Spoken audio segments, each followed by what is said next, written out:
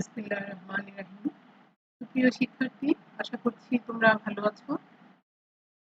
চলে আসছি আজকে আবার তোমাদের ক্লাসের টপিকে। গত ক্লাসে আমরা আহ, শুরু করেছিলাম ভ্যারিয়েন্স টেস্ট নিয়ে।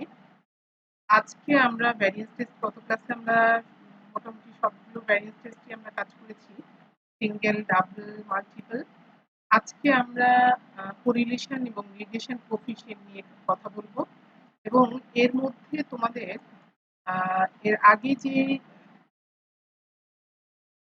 ক্লাসটা ছিল সেই ক্লাসের মধ্যে আমরা কোরিলেশনের জিরো কোরিলেশন যেটা সেটা আমরা শেষ করেছি।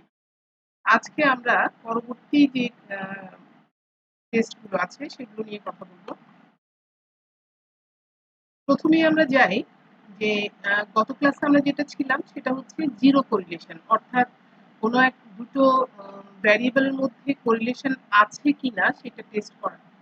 আর আজকে আমরা যেটা করব সেটা হচ্ছে একটা স্পেসিফাইড কোরিলেশন। আমরা ধরে নিচ্ছি যে দুটো ভ্যারিয়েবলের মধ্যে এই পরিমাণ কোরিলেশন আছে, অর্থাৎ হাইট এবং ওয়েটের মধ্যে 0.975 কোরিলেশন আছে। তো সেটা আমরা টেস্ট করে দেখব যে আসলে এটা ঠিক আছে কিনা। আমরা যখন পরবর্তীতে এক্সাম্পল গুলোতে যাব তখন তোমাদের জিনিসগুলো আরো ক্লিয়ার হবে। আমরা এখন যে কাজগুলো করছি সেগুলো হচ্ছে থিওরিটিক্যালি যে কিভাবে তোমরা এই টেস্ট গুলো আসলে, যেমন যদি বলা হয় যে test the hypothesis that rho is equal to rho zero or a specified value of rho বা কোরিলেশন কোএফিসিয়েন্ট, তাহলে তোমরা কাজটা কিভাবে করবে সেটাই আমরা এখন আমি দেখাচ্ছি। তাহলে আমাদের জিনিসটা হচ্ছে কি, test for a specified non zero value of correlation coefficient. তার মানে হচ্ছে আমাদের একটা নন জিরো ভ্যালু, আগের ক্লাসে আমরা যেটা করেছি সেটা হচ্ছে জিরো ছিল, এখানে rho is equal to zero নিয়ে কাজ করেছিলাম। আর আজকে আমরা যেটা করব যেটা একটা নন জিরো, অর্থাৎ কোনো একটা স্পেসিফিক ভ্যালু আমরা এখানে ধরে নিব। আমাদের অ্যাজাম্পশন গুলো কি, a random sample of n pairs of observation is drawn from a bivariate normal distribution। এই অ্যাজাম্পশনটা এর আগে আমরা যে অ্যাজাম্পশনটা পেয়েছিলাম অর্থাৎ জিরো কোরিলেশনের ক্ষেত্রে একই অ্যাজাম্পশন। হাইপোথিসিসটা শুধু চেঞ্জ হবে যে h naught is equal to h naught, rho is equal to rho naught. আগে আমরা কিন্তু এখানে জিরো দিয়েছিলাম, আর এখানে রো নট মানে একটা স্পেসিফিক ভ্যালু থাকবে। অর্থাৎ আমরা এখানে ধরো যদি বলা হয় যে থার্ড ইয়ার স্টুডেন্টদের হাইটের সাথে ওয়েটের কোরিলেশন 0.86 কিনা টেস্ট করে দেখাও, তাহলে সেই ক্ষেত্রে আমরা এখানে যে ভ্যালুটা সেই ভ্যালুটা 0.68 বসাবো। আমাদের যেহেতু হাতে কোনো ভ্যালু নেই তাই আমরা এটাকে রো নট হিসাবে ধরে নিচ্ছি। Alternative hypothesis rho naught is equal to rho naught. তো our test statistic is the test statistic d is equal to, এটা আগেরটা করেছো তোমরা টি টেস্টে, এটা কিন্তু ডি টেস্ট বা Z test, is equal to Z minus জাই। এটা কিন্তু আরেকটা সিম্বল, সেটা হচ্ছে জাইয়ের সিম্বল। এটা আমরা একটু দেখি, যদি লেখাটা দেখাই তোমাকে, তোমাদের দ্যাট মিনস এটা আসলে এখানে লেখা এরকম একটা সিম্বল হবে, যাই, এটাকে আমরা বুঝি যাই। ঠিক আছে, তাহলে আমাদের টেস্ট স্ট্যাটিস্টিক্স এর ডি হচ্ছে ডি ইজ ইকুয়াল টু হচ্ছে z minus xi divided by root over 1/n-3। Or এটাকে দেখো আমরা এভাবেও লিখতে পারি, কারণ এটা যদি উল্টে যায় তাহলে আমরা এটাকে এভাবেও লিখতে পারি, √n-3 into z minus জাই, which follows a normal distribution with zero mean and standard deviation variance 1। এখানে z is equal to হচ্ছে এই যে z, সেই z is equal to হচ্ছে half log e 1 plus r divided by 1 minus r। এই আরটা তোমরা কোথা থেকে পাবে? এই আরটা যে স্যাম্পল কালেকশন করেছো সেই স্যাম্পল কালেকশনের থেকে আমরা কিন্তু আর এর মানটা পাবো।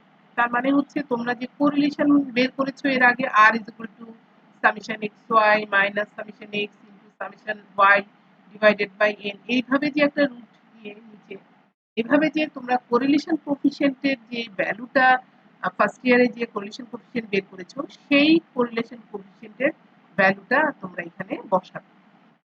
আর হচ্ছে রো ইজ ইকুয়াল টু হচ্ছে half into log e 1 plus rho divided by 1 minus rho. তাহলে এই রোটা কোনটা? এই রো হচ্ছে আমাকে আসলে এইখানে যে স্পেসিফিক ভ্যালুটা যেটা আছে সেটা আমরা এইখানটায় বসাবো। তাহলে আমরা জেড এর ভ্যালুটাও পেয়ে গেলাম। জেড এর ভ্যালুটা কোত্থেকে পেয়েছি? স্যাম্পল কোরিলেশন কোএফিসিয়েন্ট থেকে আমরা জেড এর ভ্যালুটা বের করব।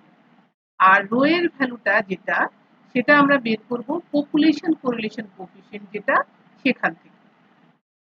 তাহলে আমরা এখান থেকে জেড এবং যাই দুটো যে পেয়ে যাব, এটা আসলে যাই এর চিহ্ন, দুটো সিম্বল একই মনে হচ্ছে কিন্তু এটা আসলে যাই is equal to 1 half into log e 1 plus rho divided by 1 minus rho.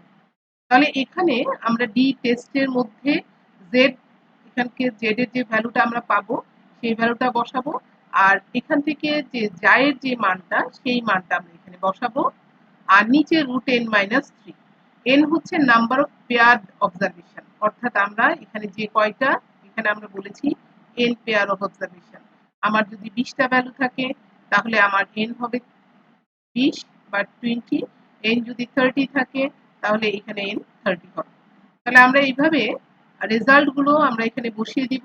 Then after calculation we get result, that is the value of d, অর্থাৎ ডি এর ভ্যালুটা আমরা পেয়ে যাব। তারপরে কিন্তু সে আগের মতো করেই আমাদের কমেন্টটা করতে হবে, H not is rejected if the calculated value of mod D greater than is equal two 1.96, otherwise accepted at 5% level of significance.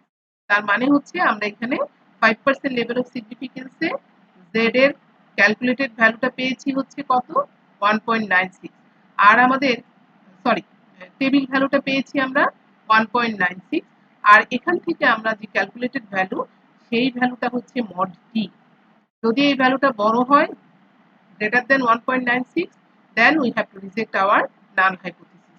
সেই ক্ষেত্রে আমরা বলবো যে না, পপুলেশন কোরিলেশন কোএফিসিয়েন্টের মানটা এত না। তাহলে এটাই গেল হচ্ছে আমাদের সিম্পল সিম্পল কোরিলেশন কোএফিসিয়েন্টের যে টেস্ট, এটা স্পেসিফাইড কোরিলেশন সেটা। এখন আমরা দেখব ইকুয়ালিটি অফ টু কোরিলেশন। তাহলে দুটো কোরিলেশনের মধ্যে আমরা ইকুয়ালিটি আছে কিনা সেটা টেস্ট করে দেব। যেমন ধরো এটা হতে পারে যে গ্রামের লোকদের বিএমআই এবং শহরের লোকদের বিএমআই সমান কিনা, সেটা বডি মাস ইন্ডেক্স। এটা আসলে আমরা এভাবে বলতে পারি গ্রামের লোকদের হাইটের সাথে ওয়েটের কোরিলেশন আর শহরের লোকদের হাইটের সাথে ওয়েটের কোরিলেশন সমান কিনা সেটা আমরা দেখতে চাই। আসলে আমরা যদি বলি যে গ্রামের লোকজন যারা পরিশ্রমী তাদের আসলে ওয়েট আর হাইট তার মধ্যে একটা কোরিলেশন পাবো আমরা। আর শহরের লোক তাদের মধ্যেও কিন্তু একটা কোরিলেশন আমরা পাবো হাইট এবং ওয়েটের মধ্যে। আমরা দেখতে চাই যে এই দুটো পপুলেশনের যে কোরিলেশন সেটা সমান কিনা সেটা আমরা দেখতে চাই। তাহলে দেখো test the equality of two correlation coefficient. ঠিক আছে, হাইলাইট করে দিচ্ছি।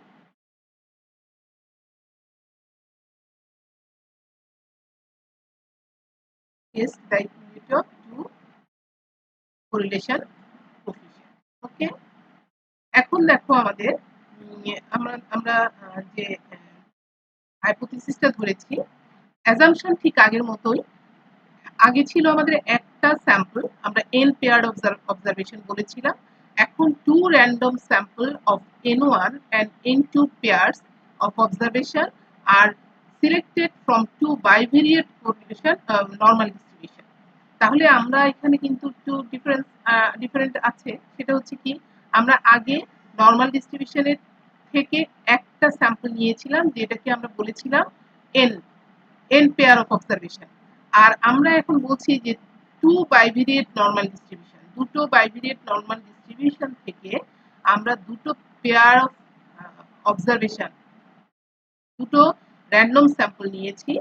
র্যান্ডম স্যাম্পল গুলো হচ্ছে একটা n1 আর একটা n2 and both are pair of observation। ঠিক আছে, n1 pair of observation R n2 হচ্ছে আরেকটা পেয়ার অফ অবজারভেশন, কারণ আমরা দুটো পপুলেশন থেকে দুটো স্যাম্পল নিয়েছি। ওকে, আর হচ্ছে এখানে নাম্বার 2 তে যদি আমরা যাই, আমরা এখানে যেটা বলবো, the two samples are independent. এটা দেখো, একটু যদি খেয়াল করে দেখো, তাহলে আমরা একটু আগে যেই এক্সাম্পলটা দিলাম যে শহরের লোক আর গ্রামের লোকের হাইট এবং ওয়েটের কোরিলেশন, তাহলে দুটো পপুলেশন কিন্তু একেবারেই ইন্ডিপেন্ডেন্ট। তো ওই পপুলেশন থেকে যে স্যাম্পল গুলো আসবে সেটাকেও আমরা অবশ্যই ইন্ডিপেন্ডেন্ট হিসেবে ধরে নিব। যার কারণে আমরা এখানে অ্যাজাম্পশন হিসেবে ধরে নিয়েছি the two samples are independent. So our hypothesis rho 1 is equal to rho 2, alternative rho 1 not is equal to rho 2.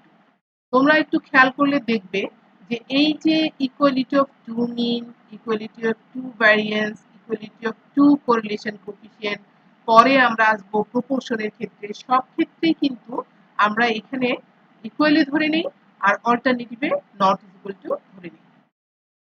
Now we have to our test statistic. The test statistic is D, and D is equal to Z1 minus Z2 divided by root over 1 by N1 minus 3 plus 1 by N2 minus 3. তাহলে এখানে একটু দেখো, ওইটা hypothesis change হওয়ার সাথে সাথে কিন্তু আমাদের টেস্ট স্ট্যাটিস্টিক্সও চেঞ্জ। তাহলে এই টেস্ট স্ট্যাটিস্টিক্স এর ক্ষেত্রে মনে রাখবা যে এখানে z1 minus z2 divided by হচ্ছে 1 by root over 1 by n1 minus 3 plus 1 by n2 minus 3, which follows a normal distribution with mean 0 and variance 1. এখন আসো, এখানে আমরা তো n1 পেয়ে যাব, n2 পেয়ে যাব, কারণ আমরা দুটো স্যাম্পল দুটো পপুলেশন থেকে পেয়েছি, একটা n1 আর একটা n2। সো এটা আমরা অবজার্ভ ভ্যালু থেকেই পাবো। আর তাহলে বাকি থাকে কি? বাকি থাকে হচ্ছে z1 আর z2। তাহলে z1 কোথা থেকে পাবো? z1 is equal to half log 1 plus rho 1 divided by 1 minus rho 1, আর z2 হচ্ছে half log e 1 plus rho 2, sorry r2, দুটোর ক্ষেত্রে কিন্তু r, sample correlation coefficient 1 plus r2 divided by 1 minus r2। তাহলে এটা মনে রাখাটা তোমাদের জন্য কিন্তু খুব কঠিন কিছু না, যে আমরা একটু আগেও যখন স্পেসিফাইড কোরিলেশন করেছি সেখানে আমরা z বের করেছি একই রকম ভাবে। আর এখানে যেহেতু দুটো পপুলেশন থেকে আমরা দুটো স্যাম্পল পেয়েছি, তাই একটা স্যাম্পলের জন্য এখানে আমি ডিফাইন করেছি r1 দিয়ে, আর আরেকটা স্যাম্পলের জন্য আমরা ডিফাইন করেছি r2 দিয়ে। So you can get easily the value of z1 and z2। আর তোমাদের যদি বলেই দেয়া থাকে যে n1 স্যাম্পলের জন্য কোরিলেশন কোএফিসিয়েন্ট হচ্ছে এত, n2 স্যাম্পলের জন্য কোরিলেশন কোএফিসিয়েন্ট হচ্ছে এত, তাহলে তো আর খুব বেশি একটা কাজই করতে হবে না, জাস্ট ভ্যালুটা এখানে বসিয়ে দিলেই হয়ে যাবে। তাহলে আমরা এখন যে কাজটা করব, যে আমরা 1 প্লাস r 1 মাইনাস r এটাকে রেজাল্টটা বসাবো, বসানোর পর এটা লগ নিয়ে তাকে হাফ দিয়ে মাল্টিপ্লাই করব অথবা 2 দিয়ে ভাগ করব। তাহলে এভাবে আমরা কিন্তু z1 এর মানটা পেয়ে যাব। একইভাবে আমরা z2 এর মানটাও পেয়ে যাব। তাহলে z1 z2 এর মানটা আমরা এখানে বসাবো, আর নিচে হচ্ছে এই ফর্মুলার মধ্যে n1 n2 এর ভ্যালুটা বসাবো, তাহলে আমরা d এর ভ্যালুটা পেয়ে যাব। ঠিক একইভাবে আমরা কমেন্টটাও করব আগের মতো করে। H naught is rejected if the calculated value of mod D greater than is equal to 1.96, otherwise accepted at 5% level of significance. তাহলে এখানে তোমরা d কোথাও কোথাও কিন্তু তুমি z হিসাবেও আছে, এটাকে z হিসাবেও, z টেস্ট হিসাবেও z দিয়েও বলা আছে। সুতরাং তোমার এটাকে নিয়ে অরির হওয়ার কারণ কথা না, বিষয় না, জেডও হতে পারে, এটা ডি হিসাবেও সিম্বল রাখতে পারো, কোনো সমস্যা নেই। তাহলে আমাদের একইভাবে আমরা কমেন্টটা করব এবং এটাকে আমরা যাচাই করে দেখব যে আমাদের ক্যালকুলেটেড ভ্যালুটা যদি বড় হয়। দেখো এখানে কি হলো, যদি আমাদের এই ভ্যালুটা বড় হয় কার চেয়ে, at 5% level of significance এ 1.96 এর চেয়ে যদি বড় হয়, তাহলে আমরা বলবো যে এই হাইপোথিসিসটা বাতিল হয়ে যাবে। এই হাইপোথিসিসটা বাতিল হয়ে যাওয়ার অর্থ হচ্ছে দুটো গ্রুপের পপুলেশন কোরিলেশন কোএফিসিয়েন্ট সমান না, এটা বাতিল হয়ে গেল। আর ট্রু হবে কোনটা? তাহলে সত্য হবে এটা। তার মানে হচ্ছে the correlation coefficient of height and weight urban and rural are not equal. Okay, ঠিক আছে, তাহলে আমরা পরের স্লাইডে যাই, দেখি test of equality of several correlation coefficient. এখন আসো আমরা দুটো থেকে আমরা এখন যাব হচ্ছে সেভারেল। সেভারেলটা আমরা একটু হাইলাইট করে চোখে পড়তে সুবিধা হবে। সেভারেল কোরিলেশন কোএফিসিয়েন্ট, ঠিক আছে। তাহলে এখন দেখো, খেয়াল করলে যে সেভারেলের ক্ষেত্রে কিন্তু তোমাদের অবশ্যই স্যাম্পল সাইজটা আর দুইটা থাকবে না, এর চেয়ে বেশি হবে। তাহলে অ্যাজাম্পশনে দেখো ঠিক আগের মতোই মোটামুটি k random samples of n1 n2 and nk up to nk pair of observation are selected from k bivariate normal distribution। তাহলে k সংখ্যক bivariate normal distribution থেকে আমরা n1 n2 up to nk pair of observation randomly select করলাম। তারপরে second ক্লজে আসো, যে আমরা ধরে নিচ্ছি দ্য স্যাম্পলস আর ইন্ডিপেন্ডেন্ট। আমরা যেই পপুলেশন গুলো থেকে স্যাম্পল গুলো কালেকশন করেছি সেই পপুলেশনের স্যাম্পল গুলো হচ্ছে ইন্ডিপেন্ডেন্ট। এখন আসো নাল হাইপোথিসিস। নাল হাইপোথিসিস কি? আগে ছিল রো 1 ইকুয়াল টু রো 2, যেহেতু এখন স্যাম্পল গুলো কে সংখ্যক, অর্থাৎ আমরা কে সংখ্যক বাইভেরিয়েট নরমাল ডিস্ট্রিবিউশন থেকে স্যাম্পল কালেকশন করেছি, তার মানে আমার পপুলেশনও কে সংখ্যক। তো আমি এখানে rho 1 equal to rho 2 up to rho কে ধরব। অল্টারনেটিভে আসো, at least 2 correlation coefficient are unequal, কমপক্ষে দুটো অসমান, ঠিক আছে। এখন এই টেস্ট স্ট্যাটিস্টিকটা দেখো, সেভারাল কোরিলেশনের ক্ষেত্রে কিন্তু আবার টেস্ট স্ট্যাটিস্টিক চেঞ্জ। সেটা কি? যে এই ক্ষেত্রে আমরা সেভারাল কোরিলেশনের ক্ষেত্রে মনে রাখতে হবে এটা কাই স্কয়ার টেস্ট স্ট্যাটিস্টিক হবে। তো কাই স্কয়ার টেস্ট স্ট্যাটিস্টিকের ক্ষেত্রে ফর্মুলাটা কি হবে? Summation i is equal to 1 to k ni minus 3 into zi minus summation ni minus 3 into zi whole square divided by summation ni minus 3। এই ক্ষেত্রে তোমরা একটু খেয়াল রাখবে, এখানে যেটা সেটা হচ্ছে এই যে হোল স্কয়ারটা ভুল করবে না। হোল স্কয়ারটা কি? এই পুরোটার উপরে হোল স্কয়ার, অর্থাৎ summation ni minus 3 into zi। এখানে তোমার যে কাজটা করতে হবে, যখন কাজটা করবে n1 minus 3 into z1 plus n2 minus 3 into z2 plus n3 minus 3 into z3, এরকম করতে করতে nk পর্যন্ত যাবা এবং যা সবগুলো যোগ হলে এরপরে হচ্ছে এটা স্কয়ার। ওকে, আর এখানেও নিচে দেখো n1 minus 3 যোগ n2 minus 3 যোগ n3 minus 3 যোগ n4 minus 4, এই ভ্যালুটা নিচে বসাবো। দেখো আমি একটু এটাকেও তোমাদের ফর্মুলাটার সুবিধার জন্য এটাকে একটু হাইলাইট করে দিই।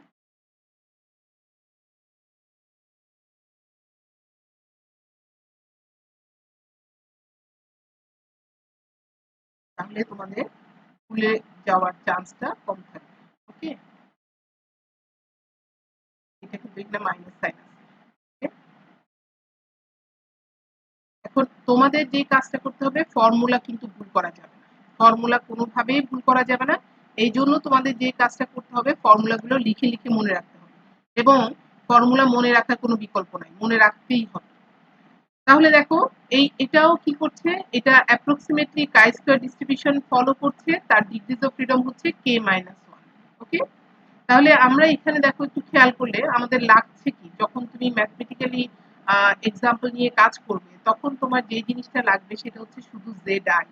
এনআই তো তুমি অবজারভেশন গুলো থেকেই পেয়ে যাবে, এখানে তোমার জেড আই লাগবে, এখানেও জেড আই লাগবে। তাহলে জেড আই এর সূত্র দেখো, আগে যে জেড আই এর সূত্র লিখেছো সেই একই রকম, শুধু এখানে আই আছে। আগে যেমন z1 ছিল, z2 ছিল, এখন হচ্ছে zi, half log e 1 plus r i divided by 1 minus r. তাহলে এখন তুমি z1 এর জন্য একটা পাবে, z2 এর জন্য আরেকটা পাবে। এখানে অবশ্যই সবগুলোর জন্যই কি হবে, সবগুলোর জন্যই এক একটা করে কোরিলেশন কোএফিসিয়েন্ট পাবে। অর্থাৎ তোমার যদি পপুলেশন 3টা থাকে তাহলে 3টা স্যাম্পল কোরিলেশন পাবে। যদি 4টা পপুলেশন থাকে তাহলে ওখান থেকে তুমি 4টা স্যাম্পল নিবে, 4টা স্যাম্পলের 4টা স্যাম্পল কোরিলেশন পাবে। তাহলে 4টা স্যাম্পল কোরিলেশন যদি পাও তাহলে 4টা জেডআই পাবে। সুতরাং এই জেডআই এর ভ্যালুগুলো এখানে তোমরা বসিয়ে দিয়ে after calculation then you get chi square test value of test value of chi square. এটাকে আমরা বলতে পারি test value of chi square. তো আগের মতো করেই আমরা কমেন্টটা করব, সেটা হচ্ছে কি h naught is rejected if the calculated value of chi square is greater than equal to chi square 5% level of significance with k minus 1 degrees of freedom।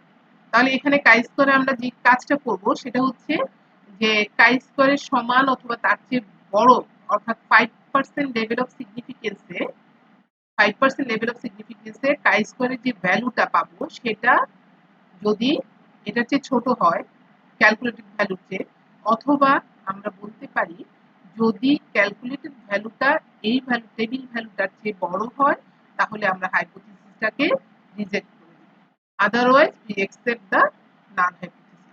তাহলে আমরা তখন সেই ক্ষেত্রে যদি হাইপোথিসিস রিজেক্ট হয়ে যায় তার মানে আমরা বলবো যে সবগুলো পপুলেশন কোরিলেশন সমান না, তাহলে অল্টারনেটিভ ট্রু হবে। তাহলে সেই ক্ষেত্রে লিখতে হবে কি at least two correlation coefficient are unequal, কমপক্ষে দুইটার কোরিলেশন কোএফিসিয়েন্টটা হচ্ছে অসমান। ঠিক আছে, আচ্ছা তারপরেরটা আমরা দেখি। এরপরে রিগ্রেশন কোএফিসিয়েন্ট। ওকে, তাহলে রিগ্রেশন কোএফিসিয়েন্টের ক্ষেত্রে দেখো the important test on regression coefficient are test for an assigned value of the regression coefficient and number 2 হচ্ছে equality of two regression coefficient। তাহলে এই ক্ষেত্রে আমরা দুটো টেস্ট করছি, একটা হচ্ছে একটা অ্যাসাইন ভ্যালু বা স্পেসিফাইড ভ্যালু থাকবে রিগ্রেশন কোএফিসিয়েন্টের, আর একটা হচ্ছে equality of two regression coefficient. Okay, আমরা যাই প্রথমেই আমাদের অ্যাজ ইউজুয়াল যেই অ্যাজাম্পশন গুলো সেগুলো a random sample of size n proves the observation is drawn from a bivariate normal distribution। তাহলে আমরা একটা র্যান্ডম স্যাম্পল ড্র করব একটা বাইভেরিয়েট নরমাল ডিস্ট্রিবিউশন থেকে। তারপরে আসো আমাদের হাইপোথিসিসটা। আমরা এই ক্ষেত্রে তোমরা জানো যে রিগ্রেশন কোএফিসিয়েন্টকে আমরা বি দিয়ে ডিফাইন করি, স্যাম্পল রিগ্রেশন কোএফিসিয়েন্ট। কিন্তু যখন পপুলেশন কোরিলেশন রিগ্রেশন কোএফিসিয়েন্ট হয় সেটাকে আমরা বিটা দিয়ে ডিফাইন করে থাকি। তাহলে h naught beta is equal to beta naught specified value, আর অল্টারনেটিভে আমরা যাব beta naught is equal to beta naught, beta naught is equal to beta naught. তাহলে টেস্ট স্ট্যাটিস্টিক কি হবে এই ক্ষেত্রে? Test statistic t is equal to হচ্ছে b minus b naught divided by root over s divided by summation xi minus x bar whole square, which it follows the t distribution with n minus 2 degrees of freedom। তাহলে এই ক্ষেত্রে এটা আমরা কি দেখছি, এটা টি distribution follow করছে, তার ডিগ্রিজ অফ ফ্রিডম হচ্ছে 2। আর এখানে আমরা দেখলাম যে আমরা এটা জানি বিটা কোথা থেকে পাবো, আমরা রিগ্রেশন কোএফিসিয়েন্ট, তোমরা রিগ্রেশন করেছো ফার্স্ট ইয়ারে, তাহলে সেই রিগ্রেশন থেকে স্যাম্পল রিগ্রেশন কোএফিসিয়েন্ট যেটা সেটা হচ্ছে আমাদের বি, আর পপুলেশন রিগ্রেশন কোএফিসিয়েন্ট এখানে স্পেসিফিক ভ্যালু একটা দেয়া থাকবে সেটা হচ্ছে বিটা নট। ঠিক আছে, আর তাহলে লাগছে কি, লাগছে আমাদের এসটা। তাহলে এসটা কি দেয়ার হেয়ার, এস স্কয়ার হচ্ছে residual sum of square, residual mean sum of square. ঠিক আছে, আর আমরা জানি মিন সাম স্কয়ার মানেই হচ্ছে কি রেসিডুয়াল সাম অফ স্কয়ারকে যদি আমি ডিগ্রিজ অফ ফ্রিডম দিয়ে ভাগ করি তাহলে residual mean sum of square পেয়ে যাব। তাহলে এখানে দেখো এই পরের লাইনে আসছি আমরা যেটা residual sum of square divided by n minus 2। তাহলে n মাইনাস 2 কোথা থেকে আসবে, এই যে ডিগ্রিজ অফ ফ্রিডম যেটা সেটাই হচ্ছে n মাইনাস 2। সবসময়ই মনে রাখবা যে মিন সাম অফ স্কয়ার যখন আমরা বের করি সেক্ষেত্রে কিভাবে করি, আমরা সাম অফ স্কয়ারকে যদি তার ডিগ্রিজ অফ ফ্রিডম দিয়ে ভাগ করি তাহলে আমরা সেখান থেকে মিন সাম অফ স্কয়ার পেয়ে যাই। তাহলে দেখো এখানে এটা আমরা রেসিডুয়াল সাম অফ স্কয়ারটা আমরা কিভাবে বের করব, sum of square of y minus regression sum of square. Okay, আবার এটাও বের করার ক্ষেত্রে এটা তোমরা যখন প্র্যাকটিক্যালি কাজ করবে বা এক্সাম্পল নিয়ে কাজ করবে তখন আরো এই জায়গাগুলো তোমরা হাতে কলমে কাজ করবে। এখান থেকে দেখো সাম অফ স্কয়ারটা রয়ে গেল, রিগ্রেশন সাম অফ স্কয়ার কিভাবে বের করব, রিগ্রেশন সাম অফ স্কয়ারটা সমান আবার b into sum of product of x. তাহলে বিটা কোথা থেকে আসছে, বিটা হচ্ছে আমাদের স্যাম্পল কোরিলেশন যেটা আমরা পেয়েছি সেটা, আর এই যে দুটো ভ্যারিয়েবলের যে সাম অফ প্রোডাক্ট যেটা সেই সাম অফ প্রোডাক্টটা আমরা এখানে বসিয়ে দিই। তাহলে অ্যাকচুয়ালি এস স্কোয়ারটা আমরা কিভাবে পাচ্ছি? এস স্কোয়ারটা আমরা পাচ্ছি sum of squares of y, খেয়াল করো দুটোর ক্ষেত্রে কিন্তু sum of squares of y minus sample regression coefficient into sum of product of x y divided by হচ্ছে n মাইনাস 2, অর্থাৎ তার ডিগ্রিজ অফ ফ্রিডম। তাহলে এই ক্ষেত্রে কমেন্ট আগের মতোই যে A0 is rejected if the calculated value of mod t greater than t at 5% level of significance with n minus 2 degrees of freedom, otherwise it is accepted at 5% level of significance. Okay, then আমরা দেখি যে equality of two regression coefficient। তাহলে এই ক্ষেত্রে তোমাদের যে কাজটা করতে হবে, অ্যাজাম্পশনের ক্ষেত্রে যাও, two random sample of n1 and n2 pair of observation are drawn from two bivariate normal distribution। আগের মতো করি যে দুটো আমরা পেয়ার অফ অবজারভেশন পেয়েছি, যেটা দুটো বাইভেরিয়েট নরমাল ডিস্ট্রিবিউশন থেকে নেওয়া হয়েছে random.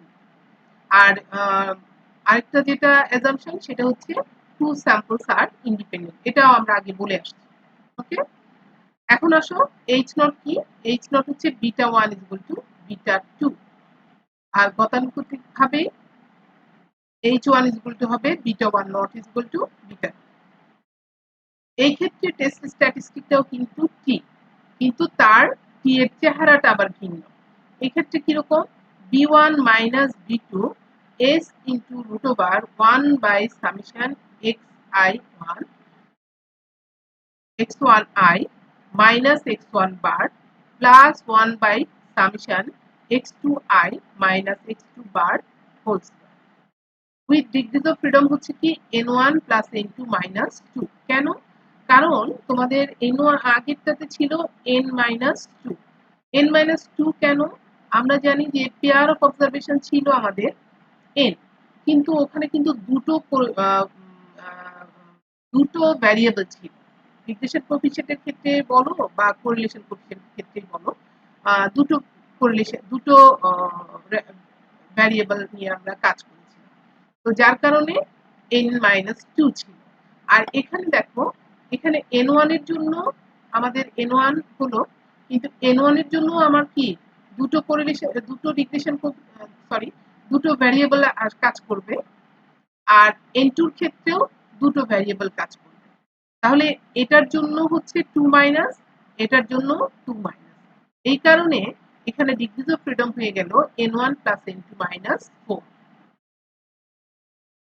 Now s square is equal to হচ্ছে residual sum of square of first sample plus residual sum of square of second sample divided by their degrees of freedom। ওকে, এখন আসো এই residual সাম স্কয়ারটাকে আমরা কিভাবে লিখছি, যে n1 minus 2 into s1 square plus n2 minus 2 into s2 square divided by হচ্ছে n1 plus n2 minus 4। আর এই s1 square আমরা s2 square কিভাবে বের করব সেটা কিন্তু আমরা এর প্রথম দিকে যে মিন বা মিনের যে টেস্ট আমরা করেছি টি টেস্টে, সেখানে কিন্তু আমরা s1 স্কয়ার এবং s2 স্কয়ার বের করেছি। ওইভাবেই তোমরা s1 স্কয়ার s2 স্কয়ারটা বের করবে। আর আমরা যখন এক্সাম্পল গুলো নিয়ে কাজ করব তখন তো তোমরা দেখতেই পাবে। তাহলে এইভাবে আমরা s1 s স্কয়ারটা পেয়ে যাব। s স্কয়ারটার পরে আমরা কিন্তু s স্কয়ারের পরে আমরা এখানে t এর ভ্যালুটা বসিয়ে দেব, অর্থাৎ এখানে স্যাম্পল রিগ্রেশন কোএফিশিয়েন্ট দুটো বসাবো, s স্কয়ার যেটা পাবো সেটাকে রুট করে আমি s পেয়ে যাব, আর বাকি ভ্যালুটা এখানে আমি বসিয়ে দিলেই t এর ভ্যালুটা পেয়ে যাচ্ছি। তাহলে আগের মতো করেই h0 is rejected if the calculated value of mod t is greater than t 5% level with n1 plus n2 minus 4 degrees of freedom, otherwise it is accepted। আমি আশা করছি যে তোমাদের কোনো সমস্যা এখানে হবে না। আমরা আজকে মোটামুটিভাবে কোরিলেশন রিগ্রেশন পুরোটাই শেষ করেছি টেস্টের ক্ষেত্রে। পরবর্তীতে আমরা বাকি কাজগুলো করব। তো তোমাদের এই ব্যাপারে যদি কোনো সমস্যা থেকে থাকে তাহলে অবশ্যই তোমরা আমাকে নেক্সট ক্লাসে আগে ওভার ফোনে আমাকে জানাবে। আমি সেটা আমার মনে হচ্ছে না যে তোমাদের কোনো সমস্যা হবে ইনশাআল্লাহ। তো আজকে তাহলে আমরা এখানেই শেষ করছি। আল্লাহ হাফেজ। তোমরা ভালো থেকো, নিরাপদে এবং